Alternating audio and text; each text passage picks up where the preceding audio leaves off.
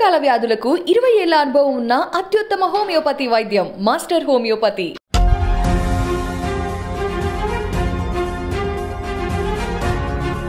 నమస్తే, నేను Kavitha. Welcome to I dream news.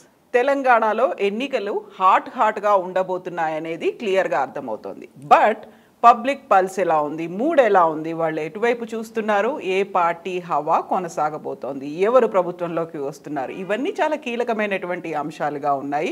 ఇందుకోసం సర్వేల మీద ఆధారపడాల్సినటువంటి పరిస్థితి ఉంది. ప్రస్తుతం మనతో పాటుగా ఉన్నారు సీనియర్ జర్నలిస్ట్ సాయి శేఖర్ గారు. సాయి శేఖర్ గారు, నమస్కారం. నమస్తే అండి.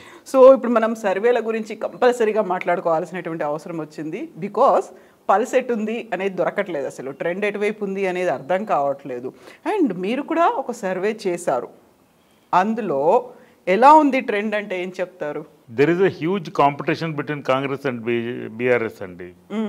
బీఆర్ఎస్ ప్రభుత్వంలో ఉంది, 9.5 సంవత్సరాలు బట్టి అధికారంలో ఉన్నారు వాళ్ళు. అండ్ కాంగ్రెస్ పార్టీ అధికారంలో లేదు, తెలంగాణ ఏర్పడిన తర్వాత అధికారంలో లేదు. కాకపోతే ఈ రెండు పార్టీలు దేన్ని బేసిస్ చేసుకొని కొట్లాడుతున్నాయంటే బీఆర్ఎస్ దగ్గరికి వచ్చేటప్పటికి వాళ్ళు పెర్ఫార్మెన్స్ని వాళ్ళ బేస్ చేసుకున్నారు. మేము గత 9.5 సంవత్సరాల్లో ఇంత డెలివరీ చేసాం, ఇంత ప్రామిస్ చేసాం, ఇంత డెలివరీ చేసాం, చేయలేకపోయినవి వీటిని these things are work in progress అని చెప్పగలిగారు. చెప్పి ఒక్కొక్క స్టెప్ వేసుకుంటూ వెళ్తున్నారు. అండ్ ఎఫెక్టివ్గా కమ్యూనికేట్ చేస్తున్నారు ఆ విషయాన్ని. ఏమేం చేశారు, ఏమేం చేయలేదు, ఏమేం చేద్దాం అనుకుంటున్నారు రాబోయే. ఇవాళ యాక్చువల్గా కేటీఆర్ గారు ఒక టీవీ ఇంటర్వ్యూలో మాట్లాడుతూ నెక్స్ట్ 10 ఇయర్స్కి, నెక్స్ట్ 20 ఇయర్స్కి విజన్ ఇచ్చాడు. 2047కి ఏం చేయబోతున్నారు, ఇలాంటివన్నిటి కూడా వాటి గురించి కూడా ఆయన మాట్లాడున్నాడు. సో వాళ్ళకి they have an idea and understanding. ఒక రోడ్ మ్యాప్ ఉన్నది. ఆ రోడ్ మ్యాప్ ఏంటనేది ప్రజల ముందు పెట్టారు. పెట్టి ఆ పద్ధతిలోనే ఒక్కొక్కటి అడ్రస్ చేసుకుంటూ వెళ్తున్నారు. కొన్ని 100% అచీవ్ చేయలేదు, కొన్ని 10% చేశారు, కొన్ని అడగనివి ఇచ్చారు. సో ఈ పెర్ఫార్మెన్స్ ప్లాంక్ వాళ్ళకి 9.5 ఏళ్ల బట్టి అధికారంలో ఉన్నారు. అహంకారం, అందుకని వీళ్ళని దించేయాలి అనేది కాంగ్రెస్ ప్లాంక్. అహంకారం ఇస్ ఎ పర్సెప్షన్ అండి. మీకు అహంకారం ఉందని నేను అనుకున్నా, నాకు అహంకారం ఉందని మీరు అనుకున్నా, అది మీ ఉద్దేశం. To some other person maybe నేను అహంకారంగా కనపడకపోవచ్చు, లేక మీకు నేను మంచిగా కనపడవచ్చు.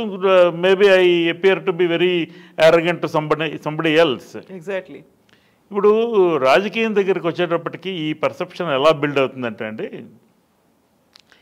పనులు జరగడం, ప్రజలకు సంబంధించిన పనులు జరగడం, వాళ్ళ తాలూకా అభిప్రాయం, నేను ఆశించని ఫలితాలు నాకు అందిన కళ్యాణ లక్ష్మి, లేకపోతే షాదీ ముబారక్, లేకపోతే పెన్షన్స్, ఇవి వీళ్ళు ఊహించలేదు. అలాగనే రైతు బంధు, రైతు బీమా, క్రాప్ ఇన్సూరెన్స్ ఇస్తాము, ఇలాంటి మాట్లాడుతున్నారు. కానీ రైతు చచ్చిపోతే డబ్బులు ఇవ్వటం అనే ప్రక్రియ లేదు దేశంలో ఎక్కడను. ఫస్ట్ టైం తెలంగాణలో కేసీఆర్ ప్రభుత్వం ఏర్పాటు చేసింది. రైతు చనిపోతే ఏ కారణంతో చనిపోయినా సరే 5 లక్షలు ఇస్తారు. గతంలో రైతు చనిపోతే ఎలా ఉండేదంటే, యునైటెడ్ అన్డివైడెడ్ ఆంధ్రప్రదేశ్లో రైతులు ఆత్మహత్యలు చేసుకున్నప్పుడు వీళ్ళు దాన్ని రిజిస్టర్ చేసుకుని రెవెన్యూ స్టాఫ్, పోలీస్ స్టాఫ్ కలిసి దాన్ని ఇన్వెస్టిగేట్ చేసేవాళ్ళు. దాని కారణం ఫస్ట్ రైతేనా, రైతు అయితే ఎందుకు చచ్చిపోయాడు, ఇది ఇన్వెస్టిగేట్ చేసి వాళ్ళ దాని రీజన్స్ ఎస్టాబ్లిష్ చేసి, కేవలం క్రాప్ డ్యామేజ్ వల్ల, క్రాప్ లాస్ వలన చనిపోతే వాళ్ళని ఐడెంటిఫై చేసి వాళ్ళకి కంపెన్సేషన్ ఇచ్చేవాళ్ళు. అప్పుడు కూడాను చాలామంది పొలిటికల్గా ఇన్ఫ్లుయెన్స్ చేసి ఎలాగోలాగా వీడి పేరు ఇంక్లూడ్ చేయించి దాంట్లోని డబ్బులు పొందామని ప్రయత్నం చేసిన పిల్ఫరేజ్ కూడా ఉన్నది, లేకుండా ఏం లేదు. కాకపోతే అంటే ప్రభుత్వాల దగ్గర ఫండ్స్, పాసిటీ ఆఫ్ ఫండ్స్ ఉంటుంది కాబట్టి వాళ్ళు they were very apprehensive in giving out those things. మీకు వచ్చిన ఉదాహరణ చెప్తాను నేను. విషదల అని ఒక విలేజ్ ఉంది సత్తెనపల్లి దగ్గర, గుంటూరు జిల్లాలో. అక్కడ ఒక ఆయన చనిపోయాడు, ఒక రైతు. ఆయన చనిపోతే ఆయన ఎందుకు చనిపోయాడు, రైతు చనిపోవడం అనేది దేశం అందరికీ, ఒక్క రైతు చనిపోయినా ఆత్మహత్య చేసుకొని దేశం అందరికీ బాధే. ఎందుకంటే వీఆర్ అన్ అగ్రేరియన్ కంట్రీ. మనకి వ్యవసాయ ఆధారిత దేశం, 70% మంది ప్రజలు దాని మీద ఆధారపడి జీవిస్తూ ఉంటారు. మనకు తిండి పెట్టేది ఆ రైతే కాబట్టి తప్పకుండా food is not grown in grocery shop అండి. ఎగ్జాక్ట్లీ. ఆల్టర్నేట్ కూడా లేదు. వ్యవసాయమే చేయాలి, వేరే మార్గమేం లేదు. అలాంటప్పుడు రైతు చనిపోవడం అనేది చాలా బాధాకరమైన అంశం. నేను I was working with the Hindu at that time in Guntur. So వెళ్ళి నేను ఆ విషదల అనే విలేజ్లో ఏంటి పరిస్థితి అనేది, అతను ఎందుకు చనిపోయారు అనే దాని మీద డీటెయిల్స్ తీసుకోవడానికి ఆ ఫ్యామిలీ తాలూకు సాబ్ స్టోరీ, ఇంటి పెద్ద చనిపోయాడు కాబట్టి వాళ్ళకి ఒక బాధ ఉంటుంది కదా, తీవ్రమైన బాధ ఉంటుంది, తీర్చలేని బాధ ఉంటుంది. అది కనుక్కొని ఒక హ్యూమన్ ఇంట్రెస్ట్ స్టోరీ రాద్దామనే ఉద్దేశంతో వెళ్ళాను నేను. సరే చనిపోయాడు, ఇంకా అక్కడ దాని మీద నిట్ పిక్కింగ్ చేయడం కరెక్ట్ కాదు. But then I inquired into what are the details అని కనుక్కుంటే ఆయనకి 4 పిల్లలు. ఆ 4 పిల్లల్లో 2 ఆడపిల్లలు, 2 మగపిల్లలు. 2 ఆడపిల్లల్లో ఒక అమ్మాయి ఎవరినో ప్రేమించి ఈ కుటుంబం తాలూకా అప్రూవల్ లేకుండా ఆవిడ వివాహం చేసుకుని వెళ్ళిపోయింది. వెళ్ళిపోయిన కొంతకాలానికి అక్కడ పొరపచ్చాలు వచ్చి ఆవిడ మళ్ళీ ఆ మ్యారేజ్ బ్రేక్ చేసుకొని వెనక్కి వచ్చేసింది. ఇది ఒక బాధ, ఇది సామాజిక పరమైనటువంటి బాధ. ఫ్యామిలీకి కూడాను తన రెస్పాన్సిబిలిటీ తీరిందో తీరలేదో అనే పరిస్థితి. నెక్స్ట్ వాళ్ళు వద్దను చెప్తున్నా వినకుండా వెళ్ళి చేసుకొని రావటం వలన అదొక క్షోభ. మళ్ళీ వెనక్కి తిరిగి రావాల్సిన పరిస్థితి రావటం ఇంకొక క్షోభ. ఇది ఒక కేసు. పెద్దమ్మాయికి ఇది రెండో అమ్మాయి పరిస్థితి. పెద్దమ్మాయి కిరసనాయిలు పోసుకొని ఆత్మహత్య చేసుకొని చనిపోయింది ఆ కుటుంబంలో. ఈ మ్యారేజ్ బ్రేక్ అయ్యి ఈ అమ్మాయి వెనక్కి తిరిగి వచ్చిన వారం 10 రోజులకి పెద్ద అమ్మాయి చనిపోయింది. 2 కొడుకులు ఉన్నారు. ఆ 2 కొడుకులకి ఒక అతను ఆర్మీకి వెళ్ళాడు. ఆర్మీకి కూడా అతను వెళ్ళటం ఫ్యామిలీకి ఇష్టం లేదు. ఫ్యామిలీతో సంబంధం లేకుండా వీళ్ళతో సంబంధాలు కట్ చేసేసుకొని ఆయన ఆర్మీలో జాయిన్ అయిపోయాడు. ఆయనకి ఫ్యామిలీని టేక్ కేర్ చేసే అంత సమయం కూడా రాలేదు ఇంకాను. అతను జాయిన్ అయ్యి 1 or 2 months అయింది అప్పటికి. రెండో కొడుకు ఏదో ఒక క్రిమినల్ కేసులో ఇరుక్కున్నాడు. So he was jailed.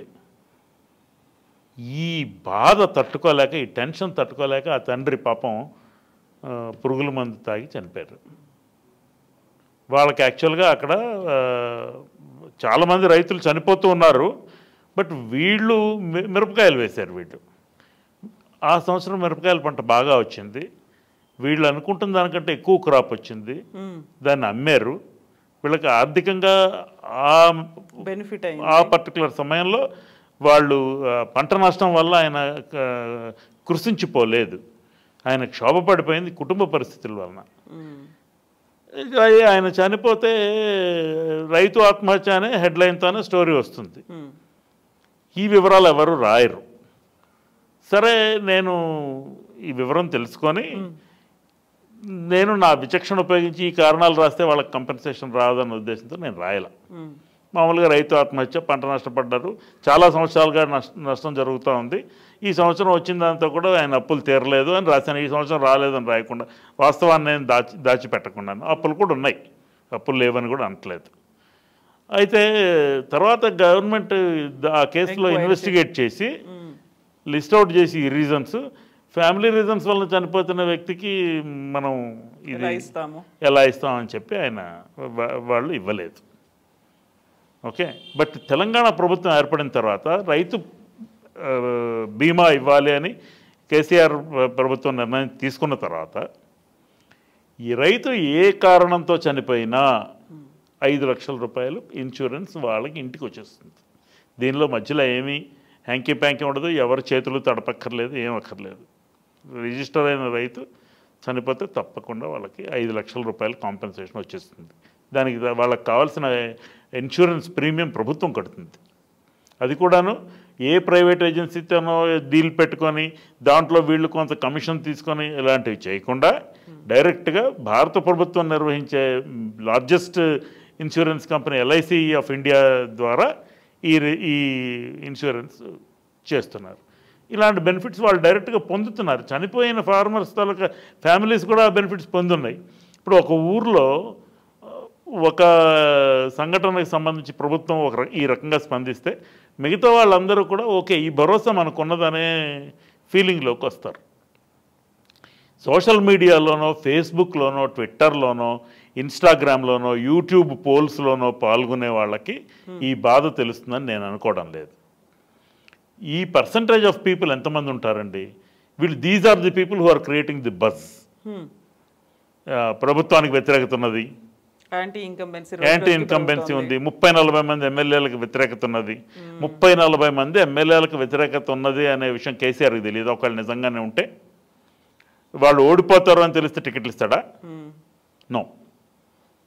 అంటే చాలా ముందు టికెట్లు అనౌన్స్ చేశాడు. అంటే ఒకవేళ ఏదన్నా రిపేర్ చేసుకునే అవకాశం ఉంటే ఈ నవంబర్ 30వ తారీఖు వరకు టైం ఉంది కాబట్టి ఈ మధ్యకాలంలో వాళ్ళు దాన్ని సర్దుబాటు చేసుకుంటారు అనే ఉద్దేశంతో. అండ్ కేసీఆర్ గారికి ప్రతి కాన్స్టిట్యువెన్సీలో, ప్రతి విలేజ్లో ఎక్కడికి వెళ్ళినా ఆయన మొన్న పబ్లిక్ మీటింగ్లో కూడా చెప్తున్నారు, మీ ఊర్లో చేరియాల, మీ ఊర్లో నాకు అరేతురే అని పిలిచే వాళ్ళు ఒక 500 మంది ఉన్నారని. అలాంటి కాంటాక్ట్స్ అతనికి నిజంగానే ఉన్నవి. తెలంగాణలో every nook and cranny of the state ఆయనకి ఖచ్చితమైన ఐడియా ఉన్నది. అట్లనే చాలా ప్రాజెక్టులు రావడానికి కారణం కూడా అదే అయింది, ఆయనకి తెలంగాణ మీద అతనికి ఐడియా ఉండడం. దాంతో ఇలాంటి స్కీమ్స్ పెట్టారు. వీటి మీద వాళ్ళు ఆధారపడుతున్నారు. వీళ్ళ అహంకారం అంచెది దించేయాలి, అహంకారం దించేయాలి, ఆ కారు తుస్సుమనిపించి అదేదో అడ్వర్టైజ్మెంట్ ఇచ్చి ఈ నెగిటివ్ క్యాంపెయిన్ని పబ్లిక్ ఎంతవరకు యాక్సెప్ట్ చేస్తారు? నాకు తెలిసినంతవరకు లాస్ట్ 10-15 ఇయర్స్లో నెగిటివ్ క్యాంపెయిన్ని పీపుల్ ఆర్ నాట్ టేకింగ్. ఒక దుష్ప్రచారాన్ని పబ్లిక్ తీసుకోవటం లేదు. మేము ఇది చేస్తాము అనే హామీని తీసుకున్నంత సీరియస్గా వాళ్ళు యారగెంట్, వాళ్ళు చేత కాలేదు, వాళ్ళు అవినీతి చేశారు, ఇలాంటి మాటలకి రెస్పాండ్ అవ్వడం లేదు. రెస్పాండ్ అయ్యే వాళ్ళ సంఖ్య బాగా తగ్గిపోయింది. There is a huge gap between people who agree with this perception and people who don't agree with this perception. Agree చేయని వాళ్ళ సంఖ్య చాలా తక్కువ. సో ఈ పరిస్థితుల్లో కాంగ్రెస్ కొట్లాడుతుంది. సో బజ్ క్రియేట్ అయింది. మేము నెక్స్ట్ ఇక్కడ టికెట్లు రాని వాళ్ళు, ఎమ్మెల్యే టికెట్లు రాని వాళ్ళు, అధికార పార్టీలో వాళ్ళు అనుకుంటే వాళ్ళ ఆస్పిరేషన్స్ ఏవో తీరని వాళ్ళు, వీళ్ళందరూ వెళ్ళి కాంగ్రెస్లో జాయిన్ అయ్యి టికెట్లు తెచ్చుకున్నారు. 22 మంది వేరే పార్టీల నుంచి ఇంపోర్టెడ్ క్యాండిడేట్స్కి కాంగ్రెస్ పార్టీ ఎన్నికల ముందర జాయిన్ అయిన వాళ్ళకి టికెట్లు ఇచ్చింది. అంటే వాళ్ళకి టికెట్లకు కంటెస్ట్ చేయడానికి క్యాండిడేట్లు లేక వీళ్ళైతే తప్పకుండా గెలిచిపోతారు. వాళ్ళు తప్పకుండా గెలిచిపోతే కేసీఆర్ ఇచ్చేవారు కదా. ఈ పరిస్థితుల్లో సర్వే ఇంపార్టెంట్ అయింది. మనం సర్వే రిజల్ట్ గురించి చూద్దాం ఒకసారి.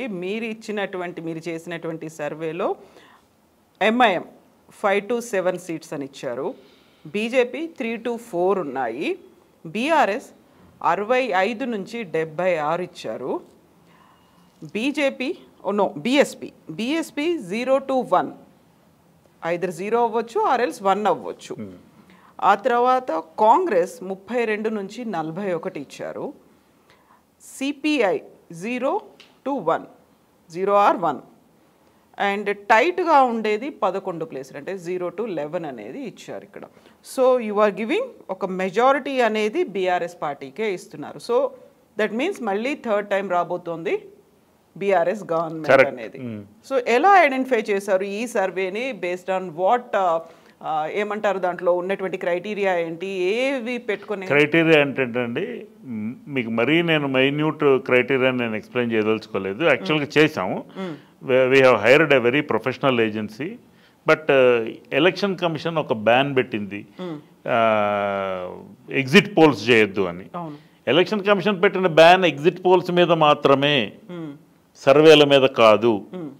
వాళ్ళు ఉదాహరణకు మొదటి ఫేజ్లో కొన్ని రాష్ట్రాలకు ఎన్నికలు జరిగినాయి,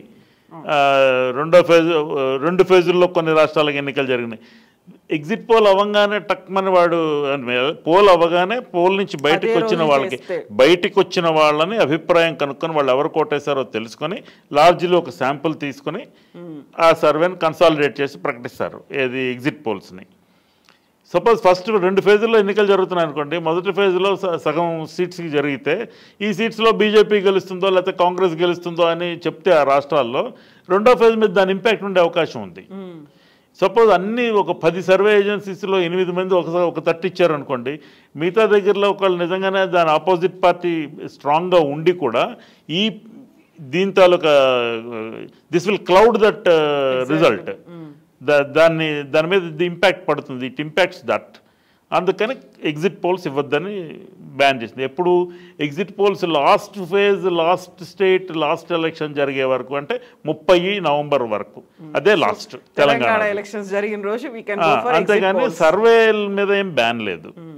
కాకపోతే ఏంటంటే ఈ ప్రొఫెషనల్ సర్వే ఏజెన్సీస్ అంతా కూడా వాళ్ళు సర్వేల్లో పాల్గొంటున్నారు, వాళ్ళు సర్వేలు చేస్తున్నారు, కొన్ని మీడియా ఆర్గనైజేషన్స్తో కలిసి చేస్తున్నారు, కొంతమంది పొలిటికల్ పార్టీస్తో కలిసి చేస్తున్నారు, కొంతమంది ఇంకా వేరే వాలంటరీ ఆర్గనైజేషన్స్ తరఫున చేస్తున్నారు, అన్ని రకాలుగా సర్వేలు చేస్తున్నారు. కానీ వాళ్ళు బయట పెట్టడం లేదు వాటిని. ఎందుకంటే దానికి లింక్ పెట్టి మళ్ళీ వాళ్ళ సర్వేయే వాళ్ళ ప్రధాన వ్యాపకం అయినప్పుడు, వాళ్ళ కంపెనీ తాలూకా వ్యాపకం అయినప్పుడు, ఒకవేళ if it attracts the constitutional provision, పొరపాటున ఎలక్షన్ కమిషన్ చర్య తీసుకుంటే అని వాళ్ళ సర్వే ఏజెన్సీస్ వాళ్ళు వాళ్ళ పేర్లు బయట పెట్టడం లేదు. నేను బయట పెట్టలేదు, మేమే చేసాం అనేది. నెక్స్ట్ మేము క్వాలిటేటివ్ సర్వే, క్వాంటిటేటివ్ సర్వే చేసాం. క్వాంటిటేటివ్ సర్వే అంటే ఆఫ్లైన్ అండి, ప్రజల్లోకి వెళ్ళి, అంటే ఒక శాంపుల్ సైజ్ తీసుకున్నాం. ఆ శాంపుల్ సైజులో ఇన్ఫ్లుయెన్సర్ గ్రూప్స్, బెనిఫిషరీ గ్రూప్స్, తర్వాత యూత్, అన్ని రకాల సెగ్మెంట్స్ని కవర్ చేసాం. ఆ కవర్ చేసినప్పుడు వాళ్ళ పర్సెప్షన్ ఏంటనేది తెలుసుకున్నాం. I cannot differentiate between the percentage of qualitative and quantitative, but హోలిస్టిక్గా అది ఒక 100%గా తీసుకుంటే దాంట్లో ఇంత పర్సెంట్ చొప్పున మనకి రిజల్ట్ వచ్చింది. అన్ని కాన్స్టిట్యువెన్సీస్లోనూ లేకపోతే స్టేట్ అంతా లార్జ్లీ ఒక సైడ్ ఒక టైప్ ఆఫ్ పర్సంటేజ్ ఉన్నదని కూడా నేను చెప్పలేను. వేవ్ అంతా ఒకే వైపు ఉందని చెప్పడానికి వేవ్ కాదు, there is no wave like situation. Wave ఉండాలి అంటే మీకు అద్భుతంగా ప్రభుత్వానికి ఫేవరబుల్గా అయినా ఉండాలి, తీవ్రంగా ప్రభుత్వం మీద వ్యతిరేకతనే ఉండాలి. కేసీఆర్ ప్రభుత్వం మీద వ్యతిరేకత లేదు, కేసీఆర్ ప్రభుత్వం మీద వ్యతిరేకత లేదు, పబ్లిక్లో ఎవరికి వ్యతిరేకత. ఎందుకు వేవ్ కనిపించలేదు మరి మీకు? వేవ్ ఎందుకు కనిపించలేదు అంటే ఇదివరకు ఎలక్షన్ ఇప్పుడు ఈవెన్ ఇన్ 2018 ఇప్పుడు తెలంగాణలో ఇది యాక్చువల్గా రెండో ఎలక్షన్, థర్డ్ ఎలక్షన్ కాదు. అందరూ థర్డ్ ఎలక్షన్ అంటున్నారు కానీ this is actually not third election. తెలంగాణలో ఏం జరుగుతుందంటే 2014లో ఎన్నికకి వెళ్ళినప్పుడు అన్డివైడెడ్ ఆంధ్రప్రదేశ్ ఎన్నికకి వెళ్ళింది. 2018 ఎన్నికల్లో మొదటిసారి తెలంగాణ ఎన్నికలకు వెళ్ళింది. 2023లో రెండోసారి ఎన్నికలకు వెళ్తోంది. కాకపోతే వచ్చిన రిజల్ట్ని బట్టి తెలంగాణ ప్రాంతంలో ఉన్న సీట్స్ ఇవి, ఆంధ్ర ప్రాంతంలో ఉన్న అలా విడగొట్టేసి దాన్ని దామాషాగా తీసుకొని ఎన్నిక రిజల్ట్ ఇచ్చారు. అలా కేసీఆర్ గారి ప్రభుత్వం మొదటిసారి వచ్చిన దగ్గర నుంచి అది తెలంగాణ ప్రభుత్వం. సో ఇది రెండో ఎన్నిక యాక్చువల్గాను. మొత్తం 9.5 సంవత్సరాల గ్యాప్. ఈ గ్యాప్లో ఇంతకుముందు ఉన్న 2018 ఎన్నికల్లో అప్పుడు కూడా విపరీతమైన వ్యతిరేకత ఉంది. కేసీఆర్ ఫస్ట్ టైం 63 సీట్లే గెలిచారు. పోయినసారి ఎన్నికలు బేసిస్ అవుతుంటాయి ప్రతిసారి నెక్స్ట్ ఎలక్షన్ చెప్పడానికి. సో పోయినసారి 63 సీట్లే గెలిచారు, 3 హాఫ్ మార్క్ దాటి గెలిచింది. అందుకని ఆయన ఈసారి గెలవకపోవచ్చు. నెక్స్ట్ బలమైన నాయకులు తెలుగుదేశం, చంద్రబాబు నాయుడు గారు, కాంగ్రెస్ నుంచి రాహుల్ గాంధీ గారు, వీళ్ళందరూ కలిసిపోయి ప్రచారం చేశారు. మహాకూటమి సిపిఐ, సిపిఎం, తెలుగుదేశం, కాంగ్రెస్ నలుగురు కలిసి పోటీ చేశారు మహాకూటమిని. ఇంత పెద్ద పార్టీలని కేసీఆర్ తన చిన్న పార్టీతో ఎదుర్కోగలరా అనేది ఇంకొక పర్సెప్షన్. అప్పుడు కూడా కేసీఆర్ నేను డెలివరెన్సే నాకు పోల్ ప్లాంక్ అన్నారు. నేను ఇవి చేశాను, ఇవి చేస్తాను అని చెప్పుకుంటూ వెళ్ళాడు. వీళ్ళు అప్పుడు కూడా నెగిటివ్ ఎజెండా పర్సూ చేశారు. కేసీఆర్ కుటుంబ పాలన ఇలాంటి మాటలు మాట్లాడి, అండ్ నాకు తెలియని రాజకీయం కేసీఆర్ది, నా కింద పనిచేసాడు అని మాట్లాడాడు ఆయన. సరే ఎవరెవరి కిందో తేల్చారు జనం. సో అప్పుడు ఆ నెగిటివ్ పర్సెప్షన్ 2018లో యాక్చువల్గా మీకు చెప్పాలంటే ఇంతకంటే ఎక్కువ నెగిటివ్ బజ్ వచ్చిందండి కేసీఆర్కి వ్యతిరేకంగా, కేసీఆర్ ప్రభుత్వానికి వ్యతిరేకంగా. కానీ ఫలితం ఏమైంది మనం చూసాం. ఈసారి కూడా రేవంత్ రెడ్డి గారిది మీకు నేను గతంలో ఒక ఇంటర్వ్యూలో మీకే చెప్పాను, నేను ఈయన కాంగ్రెస్ టీడీపీ టెంప్లెట్ వాడతాడు. So TDP they try to influence the media, a lot of media organisations తన వెంపు పెట్టుకొని వాళ్ళు రాజకీయం నడిపిస్తారు. ఈయన అదే పనిలో ఉండి ఇప్పుడు సోషల్ మీడియా వచ్చిన తర్వాత కన్వెన్షనల్ మీడియా పెనట్రేషన్ తగ్గిపోయిందని నేను అన్నాను. కానీ కన్వెన్షనల్ మీడియా కంటే ఈ సోషల్ మీడియా మీద ఎక్కువ మంది ఓవర్లాప్ అయిపోయి జనం చూస్తున్నారు దాన్ని. సోషల్ మీడియాలో అనేక మంది చూడడం వల్ల, లేకపోతే అనేక మంది ఒక లైక్ కొట్టడం వల్ల దాన్ని పర్సెప్షన్ అనుకోవడానికి వీల్లేదండి. లైక్ కొట్టడం ఎందుకు కొడతారు? నిజంగా దాన్ని అది నచ్చి కాదు. లైక్ కొడితే ఫేస్బుక్ యాక్టివిటీలో రికార్డ్ చేస్తుంది, దాన్ని యాక్టివిటీలో రికార్డ్ చేస్తే ఇంతమంది పాల్గొన్నారనేది అర్థమవుతూ ఉంటుంది వాళ్ళకి. ఆ రికార్డ్ చేసిన ఆ యాక్టివిటీలో నేను అప్పుడు లైక్ చేశానా లేదా అని చూసుకోవడానికి వెనక్కి వెళ్ళి మనం చెక్ చేసుకోవచ్చు, ఆ పర్టికులర్ డేట్కి వెళ్ళి. అలాంటి ఫెసిలిటీ ఉంటుంది కాబట్టి లైక్ కొడతారు. దాన్ని లైక్ అని నిజంగా దాన్ని నచ్చి చేశారని కాదు. సో సోషల్ మీడియాని మనం 100% ఫుల్ ప్రూఫ్గా తీసుకోలేము. అందుకనే ఇంకా WhatsApp messages are not sacrosanct legally. If I want to send a legal notice to you, I can't send it through WhatsApp. It has to be through email for now. అందుచేత నేను WhatsApp వాడను, Telegram వాడతానంటే నాకు WhatsApp ఏదో ఇబ్బంది ఉంది, నేను Telegram వాడతాను, దాన్ని కూడా అంగీకరిస్తారా? అలా లేకపోతే ఇలాంటి మెసేజింగ్ సర్వీసెస్ అన్నింటినీ యాక్సెప్ట్ చేస్తారా? So social media is dicey, as you rightly said, there is diceyness. So దాన్ని వాడుకొని బజ్ క్రియేట్ చేస్తున్నారు తప్పితే. అంటే ఎంతమంది ఫర్ పొలిటికల్ ఇంటరాక్షన్ ఇప్పుడు ఆల్మోస్ట్ ప్రతి వాళ్ళ చేతుల్లోనే ఫోన్లు ఉన్నాయి, అన్ని సెక్షన్స్ చేతుల్లోనే ఫోన్లు ఉన్నాయి, అండ్ స్మార్ట్ ఫోన్స్ ఉన్నాయి.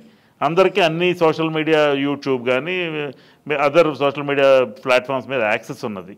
కానీ వాళ్ళు దాన్ని ఎంతవరకు సీరియస్గా చూస్తున్నారు, ఎంటర్టైన్మెంట్కి ఎంతసేపు వాడుతున్నారు, ఈ సీరియస్ ఇంటరాక్షన్కి ఎంతసేపు వాడుతున్నారు అనేది చూస్తే తెలుస్తుంది మనకి అర్థమవుతుంది. అంచేత that is why there is I feel that ఇది బజ్ మాత్రమే, ఇది ట్రూత్ కాదు. Truth is somewhere else. అలాగని కేసీఆర్ ప్రభుత్వానికి పూర్తి స్థాయి యాక్సెప్టబిలిటీ ఉందా? మళ్ళీ 88, 100, 150 సీట్లు 130 గెలిచేస్తారా అంటే అది కూడా చెప్పలేము ఎగ్జాక్ట్లీ. ఎందుకంటే ఇప్పుడు మీరు ఇచ్చినటువంటి దీంట్లో 2018లో జరిగిన దానికంటే తక్కువే వస్తున్నాయి. 65 నుంచి 76 బీఆర్ఎస్కి ఉంది, కాంగ్రెస్కి బీఆర్ఎస్లో వచ్చిన దాంట్లో సగం కనిపిస్తున్నాయి. అంటే 32 నుంచి 41 ఉన్నాయి. సో అప్పుడు బీఆర్ఎస్ తగ్గిందా, కాంగ్రెస్ పెరిగిందా, లేకుంటే ఎలా చూస్తున్నారు? కాంగ్రెస్ పెరిగింది. అంటే కాంగ్రెస్ పార్టీ మీకు దానికి కారణం కూడా చెప్తాను నేను, కాంగ్రెస్ ఎందుకు పెరిగింది అని నేను అనుకుంటున్నాను అనేది. కాంగ్రెస్ పార్టీ ట్రెడిషనల్గా తెలంగాణలో మనం 2018 ఎన్నికల నుంచి తీసుకుంటే ట్రెడిషనల్గా ఓటు పర్సంటేజ్ కోల్పోయిందండి. 2018 ఎన్నికల్లో కాంగ్రెస్ పార్టీకి 28% ఓట్లు వచ్చినాయి, బీఆర్ఎస్కి 49% ఓట్లు వచ్చినాయి. ఓకే, 2019 లోక్సభ ఎన్నికలకు వచ్చేటప్పటికి 6 నెలల గ్యాప్లో జరిగిన ఎన్నికలకి కాంగ్రెస్ పార్టీకి 24% ఓట్లు వచ్చినాయి. 28 కాస్త 24 అయింది. పార్లమెంట్ ఎన్నికలు కూడా తెలంగాణ రాష్ట్రం మొత్తంలోనూ జరిగాయి కదా. సో 28% ఉండేది 4 percentage points అక్కడ తగ్గింది. ఆ తర్వాత జిహెచ్ఎంసీ ఎలక్షన్స్ వచ్చినాయి. జిహెచ్ఎంసీలో తెలంగాణ రాష్ట్రం మొత్తం కాదు, మన సిటీకి సంబంధించిన 150 డివిజన్స్లో జరిగింది. ఈ ఎన్నికల్లో కాంగ్రెస్ పార్టీకి 7% ఓట్లు వచ్చినాయి. 28, 27, 7 దుబ్బాక, హుజూర్ నగర్, హుజూరాబాద్, తర్వాత నాగార్జున సాగర్, మునుగోడు 5 బై ఎలక్షన్స్ జరిగినాయి. అన్నింటిలోనే కాంగ్రెస్ ఓడిపోయింది. నాగార్జున సాగర్లోను 2వ స్థానంలోకి వచ్చింది. హుజూర్ నగర్లోని ఉత్తమ్ కుమార్ రెడ్డి గారు ఖాళీ చేసిన స్థానంలో సైదిరెడ్డి గారు పోటీ చేస్తే ఆయన 1వ స్థానంలో వచ్చాడు. 2వ స్థానంలో కాంగ్రెస్ వచ్చింది. మిగతా 3 డిపాజిట్ కోల్పోయింది. రేవంత్ రెడ్డి గారు కాంగ్రెస్ అధ్యక్షుడు అయిన తర్వాత కాంగ్రెస్ పార్టీ శాసనసభకి ఇప్పటివరకు ఒక్కసారి కూడా ఎలక్షన్ గెలవకపోవడం సరికదా, డిపాజిట్లు కోల్పోయింది. సో ఇప్పుడు ఆ డిపాజిట్లు కోల్పోయిన దశ నుంచి ఈ బజ్ క్రియేట్ అవ్వడం వల్ల కొన్ని 28% వాళ్ళ ఓటు బేస్ అనుకుంటే వాళ్ళు 30-32% పెరిగారు, ఇంకో 4% పెరిగారు. ఆ మేరకి 49% ఉన్న బీఆర్ఎస్ది 43%కో 42%కో వచ్చింది. ఆ గ్యాప్ మరి కాంగ్రెస్కి బీఆర్ఎస్ తగ్గిన దానికి కాంగ్రెస్ పెరిగిన దానికి మధ్యలో గ్యాప్ ఉంది. ఆ gap is being field by BJP. BJP అసలు 2018 ఎన్నికల్లో సోదిలో లేదు, ఒకటే సీటు గెలిచారు వాళ్ళు. ఆంధ్రాలో అయితే 100 కంటే తక్కువ పర్సెంటేజ్ ఆఫ్ ఓట్స్ వచ్చినాయి. అంచేత బీజేపీ సోదిలో లేదు అప్పుడు. ఇప్పుడు కానీ ఈ బీజేపీ 2018 తర్వాత జరిగినటువంటి ఎన్నికల్లో పార్లమెంట్లో 4 సీట్లు గెలిచిన తర్వాత మనకు బలం వచ్చిందనే విశ్వాసం ఒకటి వచ్చింది. అంటే దానికి తగ్గట్టుగా జిహెచ్ఎంసీలో కూడా ఎగ్జాక్ట్లీ చెప్తాను, బై ఎలక్షన్లో 2 వచ్చాయి. అందుకని బీజేపీకి ఓటు పర్సెంటేజ్ పెరిగింది. కేంద్ర ప్రభుత్వం డైరెక్ట్గా మోడీ, అమిత్ షా వీళ్ళందరూ ఫోకస్ పెట్టడం, రావడం, అన్యాపదేశంగా ఇక్కడేదో ఎలక్షన్ క్యాంపెయిన్కి వచ్చినట్టు కాకుండా ఆయన అదేదో వ్యాక్సిన్ యూనిట్ భారత్ బయోటెక్ది చూడడానికి వచ్చినట్టుగా వచ్చి పీపీఈ కిట్ వేసుకొని చెయ్యి అటే వెళ్ళిపోయినా కూడా why do you have to come to Hyderabad when there is an election happening? అలాంటప్పుడు ప్రచారం చేయాలి. చేయకుండా అన్యాపదేశంగా సటిల్ క్యాంపెయిన్ చేశారు. అంటే that is called below the line marketing, BTL marketing అంటారు దాన్ని. అది చేశారు. సో బీజేపీ కొంత పెరిగింది. ఇప్పుడు కూడా నేను అనుకుంటున్నాను బీజేపీకి ఓట్ షేరు చాలా కాన్స్టిట్యువెన్సీస్లో, అంటే సుమారుగా ఒక 20 కాన్స్టిట్యువెన్సీస్లో బీజేపీ ఓట్ షేర్ పెరుగుతుంది, ఓట్ పర్సంటేజ్ పెరుగుతుంది. And my understanding is, and our survey understanding is that BJP vote share పెరిగితే BJP will cut into whose vote? BRS ఓటా? కాదు, యాంటీ బీఆర్ఎస్ ఓట్లో కట్ చేసుకోవాలి. ఉన్న కేక్ ఇది, దీంట్లో బీఆర్ఎస్ కేక్ ఇది. సరే తగ్గింది ఏదో తగ్గింది, దాని సైజు తగ్గింది, మిగిలిన దాంట్లో వీళ్ళు కట్ చేసుకోవాలి. కాంగ్రెస్ బీజేపీ పంచుకోవాలి. ఎవరు ఎక్కువ పంచుకుంటున్నారంటే కాంగ్రెస్ ఎక్కువ పంచుకుంటుంది, బీజేపీ కొంచెం తక్కువగా, but at the same time వాళ్ళు ఇంతకులో ముందు ఉన్న పరిస్థితి కంటే బెటర్గా పంచుకుంటున్నారు. అయితే బీజేపీ ఓట్ షేర్ పెరిగితే బీఆర్ఎస్కి అడ్వాంటేజ్ అది. ఎందుకంటే యాంటీ గవర్నమెంట్ ఓటు చీలడం వల్ల బీఆర్ఎస్కి అడ్వాంటేజ్ అవుతుంది. అయితే బీజేపీ వాళ్ళు ఈ ఉద్దేశంతో చేస్తున్నారా? చేయకపోతుండొచ్చు, ఎందుకంటే కేసీఆర్తో బద్ధశత్రుత్వం ఉన్నది వాళ్ళకి. చేత రేపు ప్రధానమంత్రి గారు ఇక్కడ 2 రోజులు ఉంటున్నారు తెలంగాణలో. సరే అమిత్ షా గారు 3 రోజులు ఉంటున్నారు, అమిత్ షా గారు ఉంటున్నారు, రోడ్ షోల్లో పాల్గొంటారట ప్రధానమంత్రి గారు, పబ్లిక్ మీటింగ్స్ అడ్రస్ చేస్తారు. ఇలా షెడ్యూల్ అంతా వచ్చి ఉన్నది మనకి. ఇక రాహుల్ గాంధీ వీళ్ళు యాక్చువల్గా లాస్ట్ వారం రోజులు తెలంగాణలో కాన్సన్ట్రేట్ చేస్తారని నేను అనుకున్నాను, కానీ అలా చేయలేదు. ఎందుకనో కాంగ్రెస్ వాళ్ళు. రాహుల్ గాంధీ రేపు వస్తారు, రేపటి నుంచి ఇంకా 4 రోజులే ఉండేది ప్రచారానికి. సో ఇప్పుడు మనకి ఒక హార్డ్లీ 1 వీక్ కూడా లేదు అని అనుకోవాలి. ఆ టైంలో జరుగుతున్నటువంటి క్యాంపెయినింగ్లు, ఇప్పుడు మోదీ రోడ్ షోలు ఉన్నాయి, బహిరంగ సభలు ఉన్నాయి, అలాంగ్ విత్ పవన్ కళ్యాణ్ చేస్తున్నారు. ఆల్రెడీ స్టార్ట్ అయిపోయింది రోడ్ షోలు, ఇవన్నీ బహిరంగ సభల్లో. ఆయన కూడా తెలంగాణ రాష్ట్రానికి నేను మద్దతు ఇచ్చిన వారిలో నేను ఒకడిని అని చెప్పుకుంటున్నారు. ఇవన్నీ అవుతున్నప్పుడు is it going to make any change? ఏమండి, మీరు పవన్ కళ్యాణ్ గురించి అసలు రాజకీయంగా ఫ్యాక్టరింగ్ చేయడం అది పెద్ద జోక్ అండి. నేను ఎవరిని నొచ్చుకున్నా కూడా ఇది చెప్పదలుచుకున్నాను. నేను 11 రోజులు అన్నం మానేశాను తెలంగాణ రావటం వల్ల అని, అంటే ఆయనకు బాధ అని అక్కడ చెప్పాడు ఏపీలో. ఇక్కడికి వచ్చి ఇంకేదో మాట్లాడుతున్నాడు. తెలంగాణకు మద్దతు ఇచ్చాను నేను, ఇక్కడ వాడిని కాబట్టి. ఆయన ఎక్కడ వాడు? ఆయన బాపట్లలో పుట్టానంటాడు, చీరాల్లో పుట్టానంటాడు, ఒంగోలులో పుట్టానంటాడు, నెల్లూరులో పుట్టానంటాడు. ఆయన రకరకాల ప్లేసుల్లో ఉద్భవిస్తున్నాడు భగవంతుడిలాగా. తర్వాత ఒకసారి నేను ఎంపీసీ చదివానంటాడు, ఒకసారి నేను సిఈసీ చదివానంటాడు, ఇంకోసారి ఏదో హెచ్ఈసీ చదివా నాకు సీట్ రాలేదంటాడు. I just don't understand. He's very incoherent person. వారిని రాజకీయంగా ఫ్యాక్టరింగ్ చేయడానికి వీళ్ళకి బీజేపీ వాళ్ళకి క్రిటికల్ మాస్ కావాలి. ఒక పబ్లిక్ మీటింగ్ జరిగితే అనేక మంది రావాలి. ఇదివరకు మోడీ గారు అనగానే జనం వచ్చేవాళ్ళు, ఇప్పుడు రారు. ఎందుకంటే ఎలక్షన్ కదా, ఇది ఎలక్షన్ టైం. ఎలక్షన్ టైంలో మనకి డబ్బులు ఇచ్చే జనాన్ని తీసుకొస్తారు. అనేక మందిని చూపించడానికి అన్ని రాజకీయ పార్టీల వాళ్ళు డబ్బులు ఇచ్చే జనాన్ని తీసుకొస్తారు. కానీ దాంట్లో ఇమోషన్ ఒకటి ఉంటుంది. ఇప్పుడు కేసీఆర్ పబ్లిక్ మీటింగ్స్ చూడండి, ఆయన కొన్ని ప్రశ్నలు అడుగుతాడు. రైతు బంధు కావాలన్నా వద్దా, 24 గంటల కరెంటు కావాలన్నా 3 గంటల కరెంటు కావాలన్నా, 24 గంటల కరెంటు కావాల్సిన వాళ్ళు చేతులు ఎత్తండి. చివరెక్కడో ఉన్నవాళ్ళు కూడా చేతులెత్తి చూపిస్తారు. ఈ రెస్పాన్స్ రేవంత్ రెడ్డి గారి మీటింగ్స్లో మొదటి 2-3 వరుసల్లోనే ఉంటుంది, తర్వాత ఉండదు. ఆ టూ-వే కమ్యూనికేషన్ మిస్. ఇవాళ జరిగిన మీటింగ్లో కుర్చీలను అడ్రస్ చేశాడు ఆయన, ఖాళీ కుర్చీలను అడ్రస్ చేశాడు. కేసీఆర్ మీటింగ్స్ ఏమి ఖాళీ కుర్చీలు లేవు ఇప్పటి వరకును. దాదాపుగా స్టేట్లో సుమారుగా ఒక 75 కాన్స్టిట్యున్సీస్ పైన కవర్ చేసాడు ఆయన ఆల్రెడీ. ఇక రాబోయే 4 రోజులు మిగతా 25 అయిపోతాయి. అంచేత ఇక మోడీ మీటింగ్కి పవన్ కళ్యాణ్ వస్తే ఆయన ఫ్యాన్స్ వస్తారు. మీకు ఇంతకుముందు చెప్పాను నేను, గతంలో మనం మీరే నాన్న చేసిన ఇంటర్వ్యూలో పవన్ కళ్యాణ్ గారికి ఫ్యాన్స్ ఉన్నారండి, ఓటర్స్ కాదు ఉండేది. సో ఆయనకు ఆ అభిమానులు వస్తారు. ఇక్కడ ఇది మంచి యాక్టరు, అతన్ని తెర మీద కనిపించిన వాడు బయట కనపడితే ఆ హీరో వర్షిప్ ఉంటుంది జనాల్లో. And traditionally Telugu society and south Indian society cinema oriented. అంతే తప్ప పవన్ కళ్యాణ్ ఏం పెద్ద రాజకీయ ఫ్యాక్టర్ కాదు. BJP is a political factor in this state. So అందుకే బీజేపీకి మీరు ఇప్పటిదాకా ఓన్లీ 2018లో 1 మాత్రమే వచ్చింది, ఆ తర్వాత ఉప ఎన్నికల్లో 2 వచ్చాయి.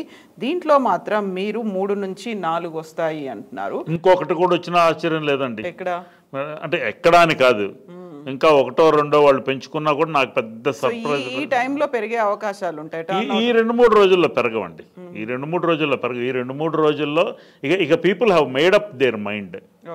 ఎవరికి ఓటేయాలనే విషయంలో వాళ్ళు ఒక నిర్దిష్టమైన అభిప్రాయానికి వచ్చారు. అండ్ పూర్వం న్యూట్రల్ ఓటర్స్ అని ఉండేవాళ్ళు, ఇప్పుడు ఆ పర్సంటేజ్ బాగా తగ్గిపోయింది. ఇప్పుడు ఇది ఆరో పారో, లెఫ్టో రైటో, వైటో బ్లాకో, there is nothing called grey area మధ్యలో. చాలా సన్నటి గీత అది. అంచేత న్యూట్రల్ ఓటర్ని ఇన్ఫ్లుయెన్స్ చేయటం అనేది ఏమి ఉండదు. తెలంగాణ ఓట్కి సపోర్ట్ చేసేవాళ్ళు, లేక తెలంగాణ ప్రభుత్వాన్ని సపోర్ట్ చేసేవాళ్ళు, ఈ 2 రకాలు ఉంటారు. కనుక చాలా అన్ని స్టేట్స్ నుంచి వచ్చిన ప్రజలు ఉంటారు ఒక రాష్ట్రం అన్నాక. ముఖ్యంగా హైదరాబాద్ లాంటి నగరం ఉన్న దగ్గర అనేక రాష్ట్రాల నుంచి వచ్చిన వాళ్ళు ఉంటారు, ఆంధ్ర ప్రాంతం నుంచి వచ్చిన వాళ్ళు ఉంటారు, చాలామంది ఉంటారు ఆంధ్ర ప్రాంతం నుంచి వచ్చిన వాళ్ళు. అందుకనే వీళ్ళు ఏదో కొంచెం తెలుగుదేశానికి ఫేవరబుల్ ఒక 3-4 మంత్రులు మాట్లాడారు. అంటే చంద్రబాబు నాయుడు అరెస్ట్ గురించి అవసరం లేకపోయినా ప్రస్తావన చేశారు, కొంత వాళ్ళని కూడా కూల్ డౌన్ చేసుకోవడానికి. బట్ ఆ ఓటర్స్ కూడా, నా ఉద్దేశం ఏంటంటే, తెలుగుదేశం వరకు చెప్తున్నాను, 2014లో రాష్ట్రం విడగొట్టడం తెలుగుదేశానికి ససేమరా ఇష్టం లేదు. సో తెలుగుదేశం ఓటర్స్ ఎవరు కేసీఆర్కి ఓటేయలేదు. 2018కి వాళ్ళు they remembered this bitter experience of మనవాళ్ళు బ్రీఫ్డ్ మీ. ఈ రేవంత్ రెడ్డి గారు క్యాష్ తీసుకెళ్ళి ఇవ్వడం, ఇది పబ్లిక్ డొమైన్లో ఉన్నది. ఇదేదో మనం ఎలిజిడ్లీ హీ హ్యాండెడ్ ఓవర్ అని చెప్పడానికి ఏం లేదు, ఇది మనందరం చూసాం. అక్కడే రేవంత్ రెడ్డి గారు అక్కడ క్యాష్ హ్యాండ్ ఓవర్ చేసిన తర్వాత ఎవరు ఫోన్ చేశారు ఆ ఎమ్మెల్యేకి అనేది కూడా చూసాం మనం. అది ఒక్క ఎమ్మెల్యే బయటపడింది, మిగతా ఎంతమందిని ట్రై చేశారో మనకు తెలియదు, చేసి ఉండొచ్చు. ఇక్కడ they are capable of that. So దాని పర్యవసానంగా ఆయన ఇక్కడి నుంచి బిచారణ ఎత్తేసి అమరావతి వెళ్ళిపోవాల్సి వచ్చింది. ఆ కారణంగా మనవాడిని వెళ్ళగొట్టేశాడు అనే కోపం మీద 2018లో కూడా వాళ్ళు కేసీఆర్కి ఓటేయలేదు, టీఆర్ఎస్కి ఓటేయలేదు. ఈసారి కూడా వేస్తారని నాకు నమ్మకం లేదు. బరిలో కూడా లేదు కదా, ఎటువైపు వెళ్తుంది ఆ ఓటు? మరి ఆ ఓటు ఎటు వెళ్తుందంటే దానిలో కూడా 2 రకాల ప్రజలు ఉంటారు. మనం ఇక్కడ ఉండి సేఫ్గా ఉన్నాం, హైదరాబాద్లో ఉండి మనం సేఫ్గా ఉన్నాం. We are proud Hyderabadis. అండ్ చాలా సంవత్సరాలు బట్టి ఇక్కడ సెటిల్ అయిపోయి ఉన్నాం. అంచేత అండ్ మన స్థితిగతులు బాగున్నాయి, మనకు కరెంట్ వస్తుంది, 24 గంటలు కరెంట్ వస్తుంది, మంచినీళ్ళు వస్తున్నాయి, బేసిక్ హ్యూమన్ నీడ్స్. రోడ్లు బాగున్నాయి, వర్షాకాలంలో రోడ్లు మునుగుతాయి. దానికి అది లెగసీ ఇష్యూ, అది కొత్తగా వీళ్ళు కనిపెట్టింది కాదు, ఎన్నో సంవత్సరాలు బట్టి వస్తున్న సమస్యలు అనమాట. ఇప్పుడు మీరున్న మీ ఆఫీస్ ఉన్న రోడ్డు తీసుకోండి, ఈ రోడ్డు నిండిపోతే దానికి కేటీఆర్ బాధ్యులు తీసుకోలేరు. ఇది ఎప్పటి నుంచో ఉన్నది ఇది. అంచేత ఆ టైప్ ఆఫ్ ఓటర్స్ మనం బాగానే ఉన్నాం అనుకునేవాళ్ళు టీఆర్ఎస్కి వేస్తారు. ఇక్కడ వీళ్ళు చేశారు కాబట్టి ఈ పనులు. ఇంత గతంలో కాంగ్రెస్ ప్రభుత్వాలు చేయలేదు ఇది. తెలుగుదేశం ప్రభుత్వం చేయలేదు. అందుకని వీళ్ళు అటు ఓటేస్తారు. సో ఇప్పుడు మీరు 11 స్థానాల్లో టైట్గా ఉంది అన్నారు. ఆ టైట్ అనేది ఏ పార్టీల మధ్య ఉంది? Tight is between Congress and BRS in these 11 constituencies అండి. బీజేపీ కూడా గట్టి పోటీ ఇస్తున్న కాన్స్టిట్యున్సీస్ ఒక 3-4 ఉన్నది మేము ఇచ్చిన నంబర్ కాక. ఓకే, మేము ఇచ్చిన నంబర్ కాక. ఎందుకు అది ఏదో ఒక సైడ్ వేసామంటే ద ఓట్ షేర్ డిఫరెన్స్ 2.5% కంటే ఎక్కువగా కనిపిస్తే మా సర్వేకి మనం తీసుకున్న చిన్న sample that will lead to majority అని చేత అటు వెంపే మొగ్గే అవకాశం ఉందని. 1.5% ఓటు డిఫరెన్స్ ఉంటే అది టైట్లో వేసాం. అందుకని 11 సీట్లు అవి వేసాం. అది ఓకే. సో ఇక్కడ మనం ఎలా ఉంది, ఎటువైపు ఉంది అనేది కూడా ఇప్పటికీ ఒక క్లారిటీ ఉందా, కన్ఫ్యూజన్ ఉందా అనేది పార్టీల మధ్యలో ఉందా లేకుంటే పబ్లిక్ మధ్యలో ఉందా, ఎలా ఉంది అంటే ఏం చెప్తారు? ఇప్పటికైతే మీకు ఒక ఫిగర్స్ అనేవి అయితే మీరు చేశారు, ఒక సర్వే చేశారు, అనాలిసిస్ చేశారు. మా సర్వే ఇది. ఇప్పుడు కొంతమంది ఇప్పుడు బీఆర్ఎస్ వాళ్ళు స్పాన్సర్ చేశారు అనుకోండి సర్వేని, వాళ్ళ వైపు ఉంటుంది 85 మంది సీట్లో 90 సీట్లో ఇవ్వచ్చు. ఓకే. ఇలా కాంగ్రెస్ వాళ్ళు ఇచ్చారు అనుకోండి, సర్వే ఇచ్చారనుకోండి 75 సీట్లు 80 సీట్లు వాళ్ళు ఇచ్చుకోవచ్చు. 2 సార్లు అధికారంలో ఉన్న పార్టీ మీద కొంత వ్యతిరేకత ఉండడం, anti incumbency against the government ఉండడం అనేది కొంత natural. At the same time వీళ్ళ మీద అంత లేదు, ఊహించినంత లేదు. లోకల్ ఎమ్మెల్యేల మీద కొంతమంది మీద వ్యతిరేకత ఉందా అంటే ఉదాహరణకు వాళ్ళకి టికెట్లు ఇవ్వకుండా మార్చేసి ఉంటే బాగుండేదని కొంతమంది అంటుంటారు. ఈ అనేవాళ్ళు పార్టీ ఎప్పుడు పొలిటికల్ పార్టీ నిర్వహించాల. ఇప్పుడు ఆయన దగ్గర ఎమ్మెల్యేగా సిట్టింగ్ ఎమ్మెల్యేగా ఉన్న వ్యక్తికి టికెట్ డినైడ్ చేశాడు అనుకుందాం, వాళ్ళ మీద నమ్మకం ఉండే తీసుకున్నాడని నేను నమ్ముతున్నాను. వాళ్ళు మళ్ళీ గెలిచి వస్తారనే నమ్మకం ఉండే ఆయన రీనామినేట్ చేశాడనేది నా విశ్వాసం. వాళ్ళకి టికెట్ ఇవ్వలేదు అనుకుందాం, వాడు వేరే పార్టీలో జాయిన్ అయిపోతే ఆ పార్టీ స్ట్రెంగ్తన్ అవుతుందిగా. He will become a disgruntled element. ఆ పార్టీకి వాడు టికెట్ ఇస్తే ఇక్కడ వీళ్ళకి లాస్ ఏర్పడినట్టే కదా కొత్త క్యాండిడేట్ని వెతుక్కోవడం. అంచేత జనంలో క్లారిటీ ఉంది, జనం డిసైడ్ అయిపోయినారు. ఇక్కడ పరీక్ష లాస్ట్కి వచ్చాం మనం. ఇంకా now tag the papers and right the bit paper and give it of ఆ దశలో ఉన్నాం. ఫస్ట్ బెల్ వచ్చేసింది. ఫస్ట్ బెల్ వచ్చింది అంటే అలార్మింగ్ బెల్ గురించి కూడా మాట్లాడు. ఇప్పుడు మీరు అన్నారు ఏ పార్టీ చేస్తే ఆ పార్టీ వైపే సర్వేలన్నీ చూపిస్తున్నారు అనుకున్నప్పుడు కన్ఫ్యూజ్ చేసే ప్రయత్నం అయితే జరుగుతోంది అక్కడ. జరుగుతుంది అంటే చెప్పాను కదండి, పొలిటికల్ పార్టీస్ స్పాన్సర్ చేసే సర్వేస్ మనకి తెలిసిపోతుంటాయి. ఇండిపెండెంట్గా చేసిన సర్వే ఇది. అట్లాగే ఇండిపెండెంట్గా చేసిన ఆర్గనైజేషన్స్ ఉంటే ఎంతో కొంత బాల్ పార్క్ ఫిగర్ మధ్యస్థంగా ఉంటుంది నంబర్, +2 to 5 ఏదో అలా ఉంటుంది. అంచేత there is clarity in people. And ప్రస్తుతానికి మా సర్వే ప్రకారం నేను మా సర్వే తాలూకు జెన్యూన్నెస్ని నమ్ముతున్నాను. అందుచేత బీఆర్ఎస్ మళ్ళీ 3వసారి ప్రభుత్వం ఏర్పాటు చేస్తుందని విశ్వసిస్తున్నాను. కేసీఆర్ గారు 3వసారి ముఖ్యమంత్రి అవుతారు. దక్షిణ భారతదేశంలో మొట్టమొదటిసారిగా ఒక హ్యాట్రిక్ కొట్టిన ముఖ్యమంత్రిగా అతను రికార్డ్ సెట్ చేస్తారని నాకు అనిపిస్తోంది. ఎస్ అండి, thank you so much Shekhar garu. Thank you అండి, థ్యాంక్ యూ.